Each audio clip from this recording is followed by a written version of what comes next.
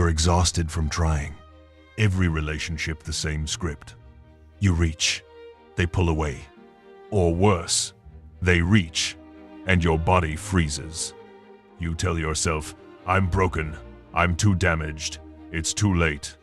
But what if the very wound that makes you crave love is not a flaw, but a language your body learned when words were not yet possible? In the next 12 minutes, I'll show you the 3 types of childhood wounds Gabor Maté mapped, and why only one makes love feel impossible. You'll discover why your body remembers what your mind forgot. Why? Just be vulnerable. Advice fails you. And, most importantly, a 21-day map to begin untangling this. Even if you're 50, 60, or older, by the end, you'll have something no motivational video gives you.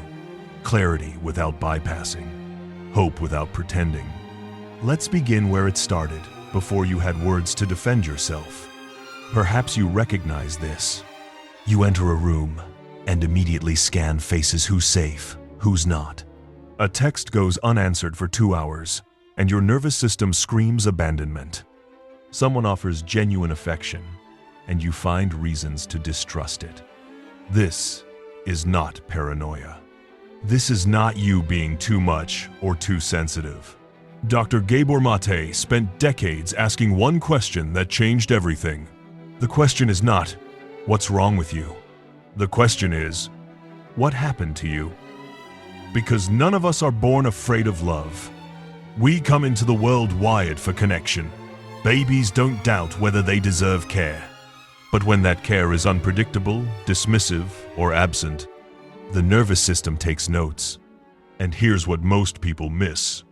Those notes don't live in your memory, they live in your body. Your muscles remember the bracing. Your breath remembers the holding.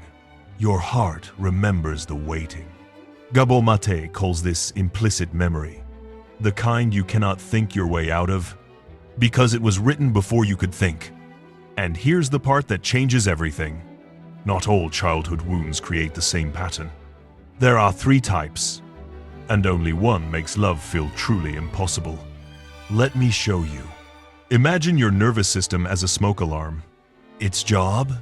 Protect you, warn you of danger. But if that alarm was installed during a time when there really was fire everywhere, neglect, rage, silence, unpredictability, it might keep going off, even when all you're doing now is making toast. That's implicit memory. Your body is not overreacting. It's doing exactly what it was trained to do. Keep you alive in an environment that once felt unsafe. Let me show you how this looks. She's 34, successful, therapized, self-aware. And yet every man she lets into her life has the same pattern. Charming at first, attentive in just the right ways. Then, slowly, the warmth cools. Texts go unanswered. Plans are vague. Affection becomes crumbs, not meals. And still, she stays. She tells herself she's being patient, that love takes work. But late at night, when she's alone, a quiet truth presses in. Why do I keep choosing people who are never fully there? If she looked back, she'd see where it began. A father who promised to visit but rarely did. A mother who loved her, yes, but was too tired, too distant, too overwhelmed to notice the small offerings of her daughter's heart. The little girl learned early, don't expect too much. Don't ask for more. And now, 30 years later, her body still believes. Distant love is the only love that feels familiar. This is not a choice. This is a script written in the nervous system. Gabor Maté's research reveals 3 distinct patterns. And here's what no one tells you. They don't all work the same way. Wound 1. Emotional abandonment. This is the child left waiting. Not always physical absence. Sometimes it's a parent who's physically present but emotionally gone. Distracted, depressed, addicted, overwhelmed. The child learns. My needs are too much. I must manage alone. In adulthood, this becomes, you overfunction. You never ask for help. Relationships feel like a burden you must carry alone. Wound 2. Constant invalidation.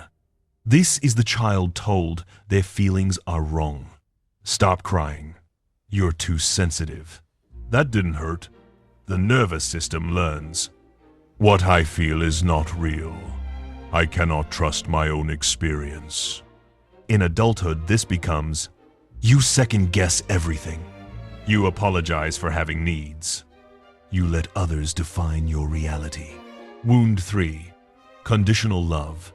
The most dangerous. This is the child who learned, I am only lovable when I perform. Good grades? Love. Obedience? Love. Achievement? Love. But the moment you stumble, fail, or simply be, the love vanishes. In adulthood, this becomes, you cannot rest. You hustle for worthiness, and no amount of external success ever fills the void. Because the wound is not about achievement, it's about existence. And here's the devastating truth. Wound 3 is the only one that makes love feel structurally impossible, because it teaches the nervous system. Love is earned, not given, and I can never earn enough. You've been told, love heals all wounds, and when it doesn't, you think you're doing it wrong. But here's what Gabor Maté makes painfully clear. Not all love heals. Some love re-wounds. If you carry wound 3, conditional love, and you enter a romantic relationship hoping it will finally prove your worth, you've just placed an impossible burden on another human being. Because no partner can undo what a parent failed to give. The love that heals is not the love that completes you. It's the love that witnesses you without needing you to perform. And that kind of love begins not with a partner, but with yourself. Now, I know what you're thinking. I'm 52. I've spent decades in this pattern. Is it too late? Let me be direct. Your nervous system is not a fixed structure. It's a living system, responsive, adaptive, capable of relearning. Neuroplasticity doesn't stop at 25. Healing doesn't have an expiration date. But, and this is critical, healing doesn't happen through insight alone. You cannot think your way out of an implicit memory. You must give your body new experiences of safety.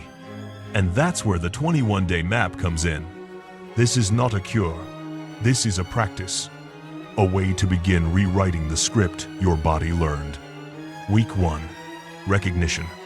Every evening, take 5 minutes. Open a notebook and answer 3 questions. When did my body tighten today? What pattern does this remind me of? What did I need then? What do I need now? You're not analyzing. You're tracking. Patterns become visible only when you name them repeatedly.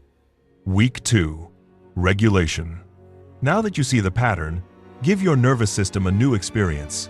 The 5-minute reset ritual. Feet on the ground. Feel the weight. Eyes on 3 objects. Name them aloud. 1 slow breath. 4 counts in, 6 counts out. 1 sentence. I am here. I am safe. The danger has passed. This is not meditation. This is nervous system recalibration. You're teaching your body. The smoke alarm can turn off. There is no fire here. Week 3. Reconnection. Choose 1 relationship in your life. Friend, partner, family member. For 2 days, practice 1 new behavior.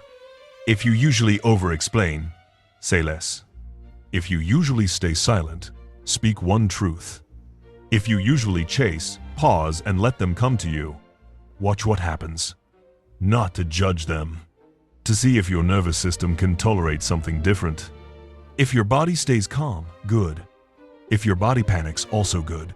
Now you have data. The goal is not to fix the relationship. The goal is to discover, can I remain myself and still stay connected? If the answer is no, you have clarity. If the answer is yes, you have a beginning. How do you know this is working? Not by how you feel feelings lie, but by these 5 markers. You pause before reacting. Someone criticizes you, and instead of collapsing or defending, you take one breath. That pause is proof. The alarm is slowing down. You can name your needs without apologizing. I need space. I'd prefer not to discuss this now. I need reassurance today. No justification. No performance. Just truth. You stop explaining yourself to people who refuse to understand.